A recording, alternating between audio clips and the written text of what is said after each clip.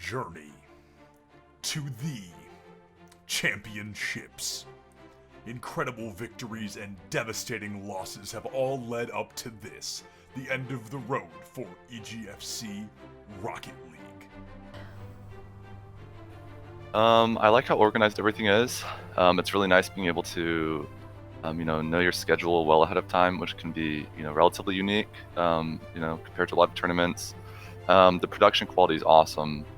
The level of competition is great, and the structure is overall really nice. So it's just an overall really good experience all around. Well, I personally don't play. I oversee the program, but just being a part of it, like I mentioned, is really great. I mentioned highs and lows previously, and whenever you have a really close victory, it's always one of the most exciting feelings you can basically get. And then just seeing the personal growth amongst the players is really great. Seeing everyone come closer together, and being able to notice that improvement from day 300 versus day 1. Just the passion for the game and competition. It's always awesome to be a part of a team and see everyone get excited, especially when you do really well. There are highs and lows to it for sure, but everything about it's awesome.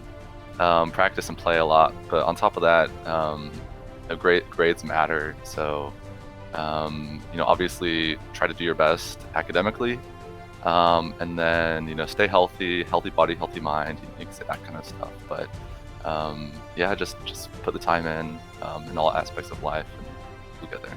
Honestly, one of the things that it's weird to say I liked it. One of our big losses, it might have been Delaware, was actually a really nice learning experience for everybody because, I won't say everyone on our team has egos, but everyone's really good, and so it's always humbling and kind of nice in some instances whenever take the loss and you can learn from it. And so I think there's definitely those moments where you go into it and we've had moments where our guys will be like, oh, this is going to be, in various leagues, various games where it's like, oh, this isn't going to be too bad. We got this. And confidence is good, obviously, but going in and just thinking it's going to be a cakewalk, can be a problem. And so it's nice being able to, to see that there's still room to improve and that, not everything's just going to be a piece of cake at all times. UT Arlington just getting fantastic midfield challenges right now to frustrate this University of Delaware trying to transition onto offense. And in reality, they can barely even get out of their half.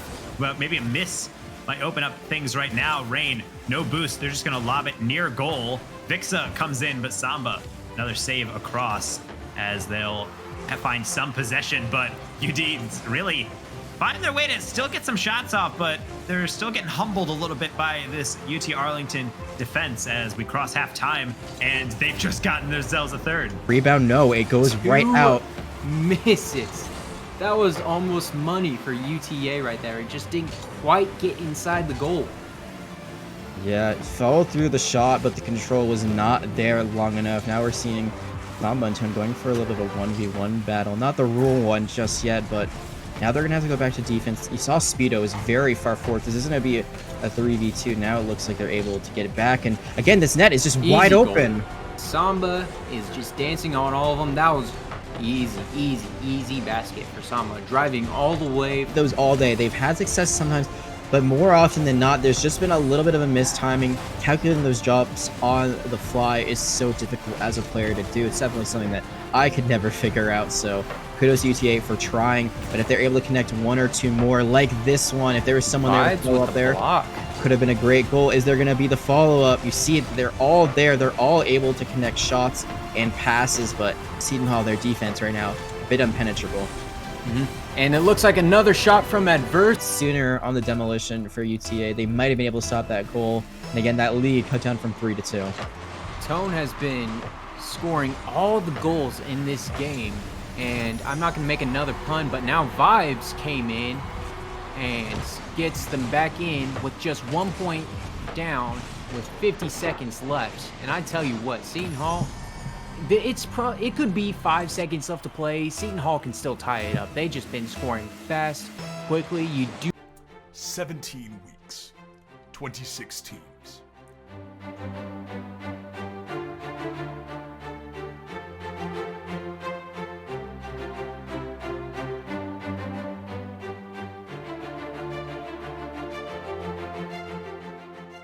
Some teams destructible, some teams untouchable. But the wins and losses will not matter at the end, where there will only be one champion. Across the goal, but 8Com was ready, so I'd have to think that was in the comms, in the game plan. And right before halftime, RT has cut the lead in half. Cincinnati still in control of this game, but have to say, RIT making them work for it, making them maybe second guess things as they show that they still have life in them. It's not just going to be that kind of direct play like they saw in game number 2. In fact, it's going to be more and more passing this time, Joey Dubs. As like kind of half-hearted attempt from the front. Grubcat almost had the literal same exact opportunity though from a corner shot. Both of these teams needed, like, again, not trying to be too harsh, there's really no reason to not coordinate on kickoffs. You have like more time than you're going to have in Rocket League to make a decision than anything else. One thing that happens is, you get a goal and you celebrate, and then you kind of lose focus of what's going to happen next, so you don't actually communicate about what's going to happen next, and now they're going to find themselves losing another goal. Oh, it's starting to fall apart. Can they find the shot here? Oh, it's going to hit the ground, and now it's golden goal time, Tugboat. Oh, this is getting exciting. 11 shots on 8, so really not that big of a difference right there as well as we start our sudden death situations. Back to the middle, Green gets a decent little hit and tries for the guillotine. Head comes off from Tone as he is in the perfect position, the fake from his teammate. When I came to college, I didn't think I was going to be playing Rocket League. I knew I was like a high level at the game. I didn't think I would be playing for my college like at all. But like my freshman year, they built an esports center, and like they just built like the whole foundation. They gave us like a coach. They gave us like everything, and it actually really helped. And now it's what I don't know. It's my favorite thing to do now. Probably the best like aspect is just being able to like be able to watch. Just anyone can watch it. If anyone's interested in Rocket League or esports in general, or even the University of Delaware. I also like really being able to compete against other schools. It's like everyone loves the game that I'm playing, obviously, and just trying to be the best and win. I think, like I said before, like where just everyone loves the game, and like it's like you're separated by college, so there's like rivalries that are already there, and you're just playing against other colleges. I mean, it's pretty difficult, I'm not gonna lie, because like if you want to become pro level at any game, you gotta spend a lot of time. Semi-pro, you still gotta spend a lot of time. College, like collegiately, you gotta like play a lot, but you can balance. It's very attainable. It's just you gotta want to do both. You definitely have to balance school. It helps a lot because a lot of leagues have like GPA requirements and stuff like that, so it's like very mandatory.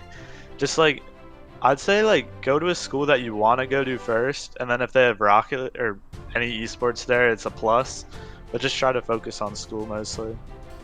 Just big thanks to Wolf Rider, our coach, Joey and Steve, who run the esports program here, and just everyone who helps and watches all the games from University of Delaware. Definitely something that was seen on the side of St. John's. Too many cooks in the kitchen. You had two in there, which is one too many. But it was actually a really nice takeaway here. I believe that's Mecha Fusion. Now Justin coming from the side. A lot of middle play as, again, University of Delaware kind of do the same kind of thing. Get a lot of people in the middle, but have a lot more success doing it. The second pounce from Rain right there. Grau helps him out. A little slam action right into the left side. They're still great for teams. I mean, this might be another example of Heroes as a Flux replay, but way too far forward. The second one, I mean, I think Grau had a perfect opportunity, but then just left it up for Vixa. There, that time, Rain.